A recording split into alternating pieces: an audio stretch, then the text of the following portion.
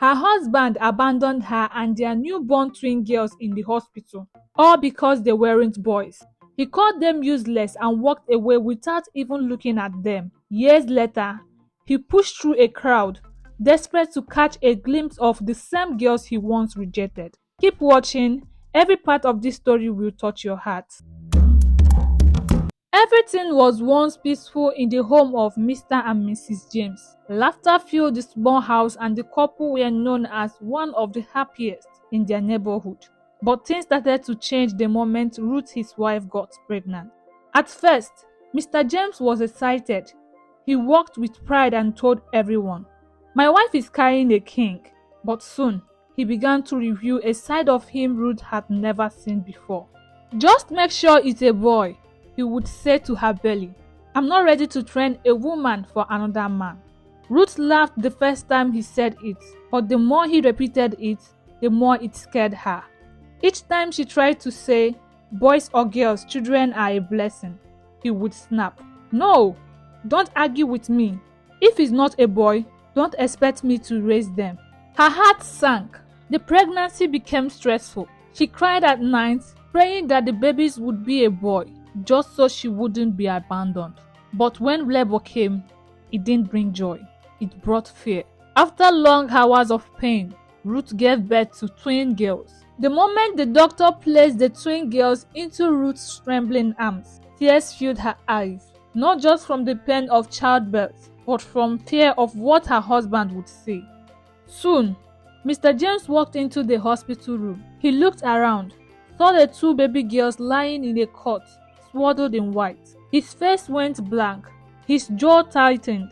Then with a disgusted scoff, he spat the words, "You gave me two girls? You're a disgrace." Ruth, still soaked in blood and weak from labor, lifted her head.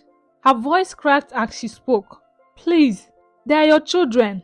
God has a reason for giving them to us. I don't have money. I don't even have anything to take care of them if you leave us now." But James didn't even look at the babies. He pulled his hands out of his pocket and said coldly, "I told you I didn't want girls. I won't train daughters for another man to carry off. They are useless to me. Do anything you want with them, I don't care." Then he turned around and walked out, not just out of the room, but out from their lives. Ruth stared at the door, her breath shallow. She looked down at the twins, tiny innocent babies blinking up at her. And right there, through tears and pain, she made a vow in her heart. "If the world turns its back on you, I won't." After 2 long months in the hospital, surviving only on the little money she had saved during antenatal visits and the mercy of a few kind nurses, Ruth was finally discharged. With no husband to pick her up and no family to run to, she gathered her things, strapped her twin babies to her body, and walked out of the hospital gates. She had nowhere else to go, so she made her way to the only place left in her memory, her late parents' old house. The roof was leaking, the doors were weak, the windows had no glass, but to Ruth, it was still home. It was the only place she could run to with her sorrow. As she pushed the weak door open and stepped inside, dust danced in the air. No help, no husband, no job, just 2 tiny babies and a heart full of fear. She placed her 2 daughters, Alina and Ariana, on the bare mat and sat beside them.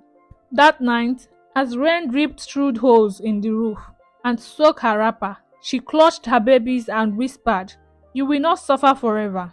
Even if I crawl through life, I will lift you up with my hands." The next morning, Ruth woke up early. The babies were crying, hungry.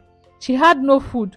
That's when she stepped out into the village street and made a choice. She grabbed an old sack she found behind the house and began walking from street to street, picking scrapped metals, used bottles and plastic containers from gutters and refuse dumps, with Alina and Ariana tied to her back.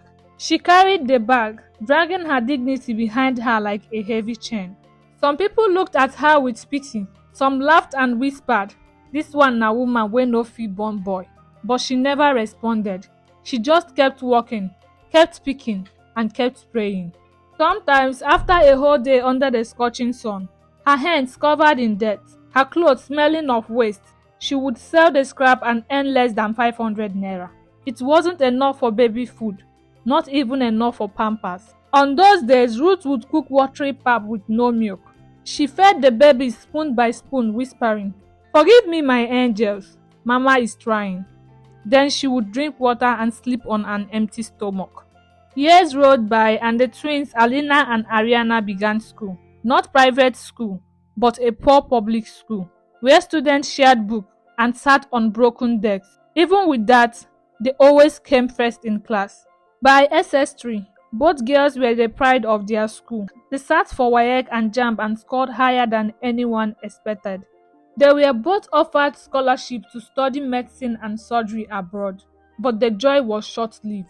Their acceptance letter arrived, but Ruth had no money for passport, visa, or travel expenses. That night, she cried in her room, whispering, "God, is this where it ends? After everything, after all my suffering, will I lose this one chance to send my daughters to school?" Her tears soaked the floor. Her daughters, Alina and Ariana, lay quietly on the mat, pretending to be asleep. But they heard her. They felt her pain. They had stopped talking about the scholarship to study abroad. It was too painful now. The deadline to accept the offer was in just 2 days, and they had no passport, no visa, not even food. They had removed the dream from their hearts. They had accepted their fate. But what they didn't know was that God was never silent, and the blessing was coming in bulk.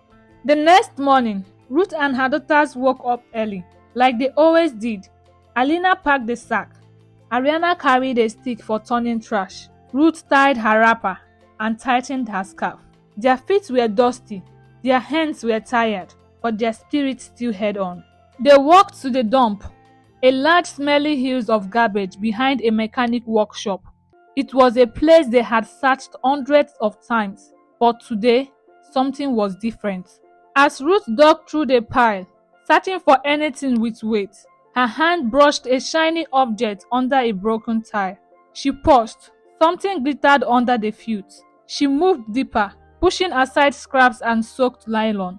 Her heartbeat increased. Her palms shook. She dug until she found it. A solid gold bar, almost the size of her hand. It was dusty, but its glow pierced through everything. Ada stared at it, frozen. "Is this real? God, is this you?"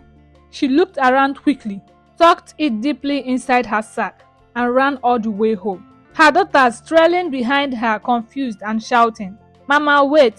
Mama, what happened?" When they got home, Ada locked the door, pulled the sack open and showed them the gold. Silence. Tears filled Ariana's eyes. Elena dropped to her knees, laughing and crying at the same time. "This is it," she shouted. "This is our way out." They cleaned up and went straight to the home of a wealthy man in the community, Chief Obasi, a man known for being rich and fair. He examined the gold carefully, called a trusted dealer and confirmed it was pure and real. He helped them sell it for millions of naira. Ruth couldn't believe the figures. Everything moved quickly from that day. They got their passports, visas and plane tickets. Their scholarship hadn't expired yet. They just made it in time. And this time, they didn't travel alone. They traveled with their mother. In a foreign land, Ruth stood in the airport, watching her daughters walk into a new world, one filled with hope, books and dreams. Years passed.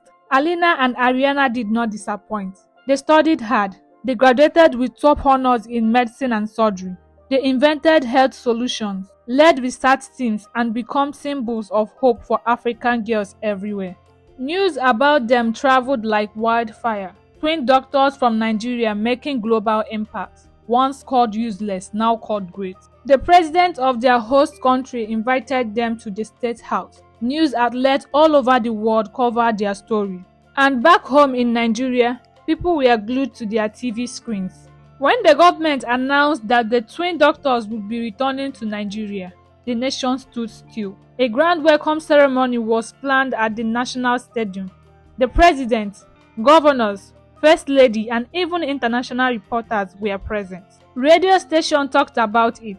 At the stadium, crowd filled every seat. Banners were raised. Photographers snapped. TV cameras streamed live. The world was watching. And somewhere among the crowd, standing on worn out slippers, sweating, trying to peek over heads, was Mr. James, the man who had once said, "I won't train girls for another man." He had come with his wife and two sons, dragging them through the crowd to see these great girls everyone was shouting about. Standing on tiptoe, he looked towards the red carpet where the convoy had just arrived. Then the moment came. Elegant young women stepped out of a black car, dressed in native attire glowing like royalty. Mr. James craned his neck. "So, these are the famous twins," he muttered to himself, impressed. He clapped loudly. God bless them. They must have a wonderful father. He had no idea he was clapping for his own daughters. Back on the stage, one of the girls, Ariana, took the microphone. Ariana's voice echoed through the stadium, soft but clear. "Today, we return not just as doctors but as daughters of Nigeria. Prove that where you start doesn't determine where you will end." The crowd cheered. "Years ago, we were abandoned not by strangers, but by our own blood. Because we were girls." Ariana's voice grew stronger. "Our father walked away from the hospital room the day we were born. He looked at us, two tiny helpless babies, and said we were useless. But our mother didn't throw us away. She picked scraps under the sun. She went hungry for us. She carried us on her back and her head at the same time. And today, we say she is the reason we are here." Silence fell. James froze. His knees grew weak, and he fell to the ground. He looked closely at the girls. The words rang again in his head. Our father walked away from the hospital. The crowd turned to look at the man who had collapsed in tears. He was shaking, crying like a child. People helped him up and someone asked, "Sir, do you know them?" James nodded slowly, ashamed. "They are my daughters. I left them. I thought they were useless." The people around him stared in shock. Some shook their heads, others moved away from him. Back on the stage, Ruth was brought forward. The twins hugged her tightly. The camera zoomed in on the reunion, and the entire country watched as a mother and her daughter stood in victory. After the ceremony, journalists rushed to interview the twins. One asked, "Would you forgive your father if he had come to you today?" Ariana looked at her sister and said softly, "Forgiveness is a journey. We are still walking it." Thank you for watching the story. Kindly share your thoughts about the story in the comment section. Subscribe and give the story a thumbs up. See you next time I post. Bye.